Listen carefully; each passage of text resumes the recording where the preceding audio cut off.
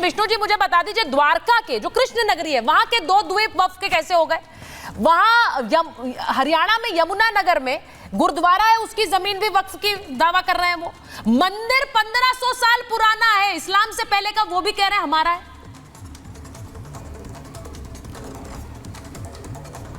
देखिए सुचरिता जी, लॉ में एक कहावत है, power corrupts and absolute power corrupts absolutely. अगर आप किसी को असीमित अधिकार देंगे तो इस तरह का दुरुपयोग तो होना ही था। अब ये जो अमेंडमेंट आ रहा है, मुझे लगता है मुझे उसको समझाने की जरूरत है। और मुझे लगता है सबसे इंपॉर्टेंट जो अमेंडमेंट किया जा रहा है और जो एक नकेल कसने की कोशिश की जा रही है जिससे ये असीमित अधिकार खत्म हो, उसका सबसे पहला जो जड़ है वो है वक्फ की डेफिनेशन। खुद वक्फ की डेफिनेशन क्या थी और जो कांग्रेस सरकार ने कर दी, वक्फ की ओरिजिनल कंसेप्ट जो इस्लामिक लॉ के हिसाब से वो ये है कि कोई भी मुस्लिम व्यक्ति अपनी खुद की संपत्ति को वक्फ कर सकता है जो उसने अपने जीवन काल में सेल्फ एक्वायर्ड अर्जित की है, नीट और क्लीन संपत्ति। किसी और की संपत्ति को अर्जित नहीं कर सकता है। इस डेफिनेशन को मुझे लगता है इंट्रोड्यूस किया जाना बहुत जरूरी है और किया जाएगा, ऐसा मैं मानता हूं। फिर जो सबसे इलीगल कंसेप्ट था वक्फ बाय यूजर, कि अगर आपके पास कागज नहीं है और आप किसी भी जमीन को यूज कर रहे हैं और आप बोल दें कि वक्फ बाय यूजर है, जो एकदम ड्रैकोनियन कंसेप्ट है, इसको मुझे लगता है खत्म करा जा रहा है और जाना चाहिए भी। इसके बाद सबसे इंपॉर्टेंट है सेक्शन 40 वक्फ एक्ट 1995 का, जो आपने भी उदाहरण गिना है, उसका जो मूल जड़ है वो सेक्शन 40 है। सेक्शन 40 को पूरा खत्म किया जाना जरूरी है और मुझे लगता है खत्म किया जा रहा है। साथ ही साथ वक्फ ट्राइब्यूनल में एक आदमी इस्लामिक लॉ का जानकार होगा, ये जो पोर्शन है इसको खत्म किया जाना चाहिए और मुझे लगता है किया जा रहा है। और साथ ही साथ सबसे महत्वपूर्ण है कि वक्फ के लिए लिमिटेशन लॉ अप्लाई नहीं करता है सेक्शन 107 में, उसको खत्म किया जाना चाहिए और मुझे लगता है होगा वो भी।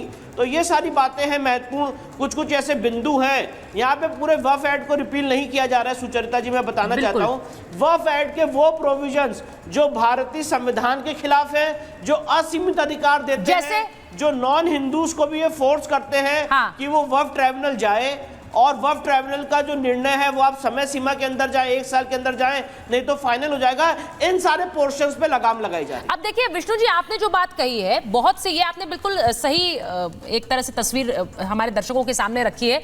लेकिन जिस तरह के क्लॉजेस इस कानून में रहे, इसी की बात में दानिश जी कह रही थी कि किसी भी संपत्ति पर अपना हक जता देना।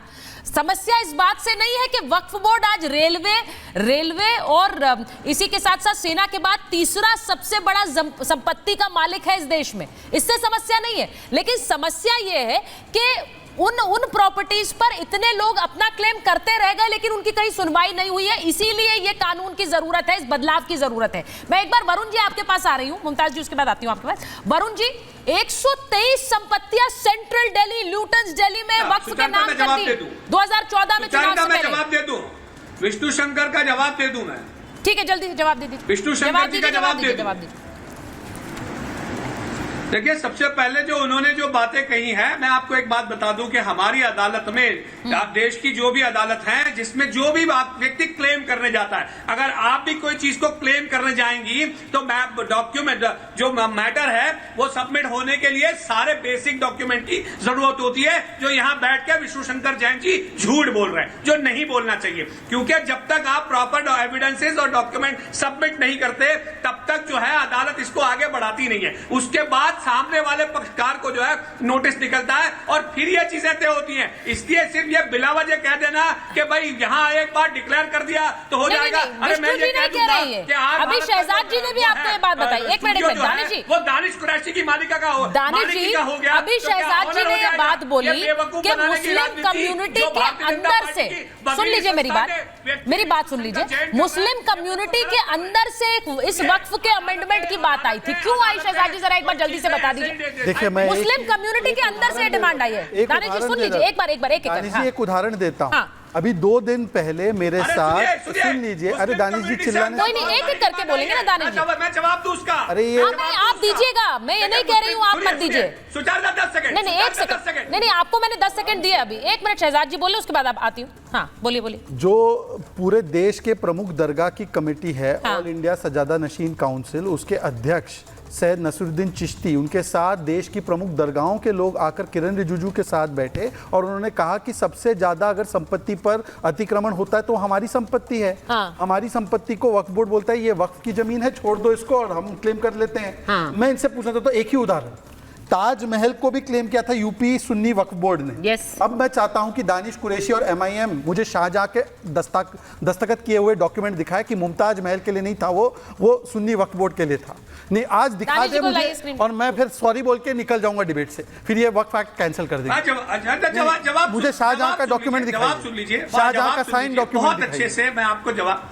अरे सुनिए, नहीं मुमताज के लिए नहीं था, आपके लिए था, बताइए। मुमताज महल, इंतजार करिए तो तसल्ली से सुन लीजिए, तसल्ली से सुन लीजिए। देखिए बहुत सारी बातें सुचारिता जी, शहजाद भाई ने बात करी कि मुसलमानों ने ये क्लेम कर दिया, मुसलमानों ने क्लेम कर दिया, मुसलमान आज 4 साल हो गए, 3 साल हो गए। सुनिए देखिए, इंटरप्ट मत करो, अब सुनने का मापदंड रखो। अब जब मैंने कह दिया, कि दानिश जी आप बोलिए, लेकिन उन्होंने एक अमेंडमेंट किया, जैसे कल कानून में अमेंडमेंट होने वाला है वैसे ही उन्होंने अमेंडमेंट किया, मुसलमान is not equal to Waqf board, उन्होंने ये कहा। सुन्नी वक्फ बोर्ड से शियाओं का क्या लेना देना? दानिश जी जवाब। सुन्नी वक्फ बोर्ड से आगा खानियों का क्या लेना देना? बोरा का क्या लेना देना? सुनिए मैं, अच्छा सुनिए आप सुन, अरे आप सुन लीजिए, बोलिए। अब मुझे ये बताइए कि इतने वक्त से मुसलमान मुसलसल ये मांग कर रहा है कि प्लेसेस ऑफ वर्शिप एक्ट पे सरकार अपना स्टैंड क्लियर कर दे, उस पे नहीं बोला जा रहा, क्यों?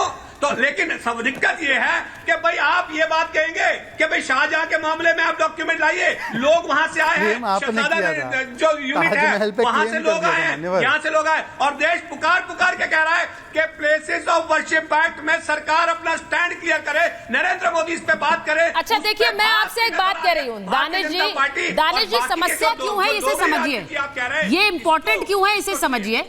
मुमताज जी जरा इस बात को बताइए, वरुण जी जरा सुनिए, क्योंकि आपकी सरकार यूपीए की सरकार थी, 2014 में मोदी सरकार आने से पहले 123 संपत्तियां उठाकर वक्फ को दे दी, जिनमें सेंट्रल दिल्ली, ल्यूटन्स दिल्ली की इमारतें शामिल हैं। अब ऐसे में वक्फ बोर्ड ये कह देता है सरकारी इमारतें भी हमारी हैं, 61 ऐसी संपत्तियां हैं जो शहरी विकास मंत्रालय के अंडर आती है, वो भी हमारी हैं, तो सरकारी इमारतें भी वक्फ की, सेंट्रल दिल्ली भी वक्फ का, पूरा देश वक्फ का हो गया क्या? वरुण जी। सुचारिता जी, सबसे पहले समझने की आवश्यकता है कि देश में लोकतांत्रिक व्यवस्था है 1947 के बाद। अभी कोई कह रहा है शाहजहां जी के डॉक्यूमेंट लाओ, जागीरदारी एबॉलिशन करी थी जब, तो पुराने प्राचीन अगर दस्तावेज किसी के पास है तो उसको लौटा दोगे कि जागीरें वापस नहीं लौटाओगे ना, तो जो लोकतांत्रिक व्यवस्था भी, जो कानूनी व्यवस्था देश में, उस हिसाब से चलेगी। दूसरा, हमारी सोसाइटी प्रोग्रेसिव डायनामिक है। अभी विष्णु शंकर जी, मैं अच्छा हाँ, वो तो आपके सहमति रहता है। अब संपत्ति के अलावा बोलने के टाइम पे भी अतिक्रमण कर रहे हैं, अधिवक्ता है, वो समय पर भी अतिक्रमण कर रहे हैं, अब सिर्फ जमीन पे नहीं। बोलिए। विष्णु शंकर जी जो हैं विद्वान अधिवक्ता हैं, उनको ऐसा नई शब्दों का उपयोग करना चाहिए कि कांग्रेस ने ऐसे किया, कांग्रेस।